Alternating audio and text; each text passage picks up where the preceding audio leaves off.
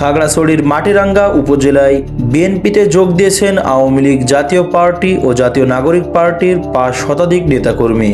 গতকাল সোমবার সন্ধ্যায় একটি কমিউনিটি সেন্টারে জেলা বিএনপির আয়োজিত অনুষ্ঠানে তারা আনুষ্ঠানিকভাবে বিএনপিতে যোগ দেন। অনুষ্ঠানে খাগড়াছড়ি আসনে বিএনপির মনোনীত প্রার্থী ও জেলা বিএনপির সভাপতি ওয়াদুদ ভূঁইয়াকে ফুলের তোড়া দিয়ে দলে যোগ দেন।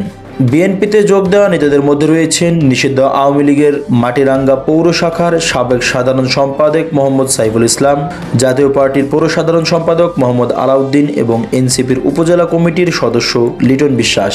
এ সময় বক্তব্যে ওয়াদুদ ভূঁইয়া বলেন, শহীদ রাষ্ট্রপতি জিয়াউর রহমানের আদর্শে অনুপ্রাণিত হয়ে তারেক রহমানের নেতৃত্বে নতুন বাংলাদেশ গড়তে এই যোগদান গুরুত্বপূর্ণ ভূমিকা রাখবে।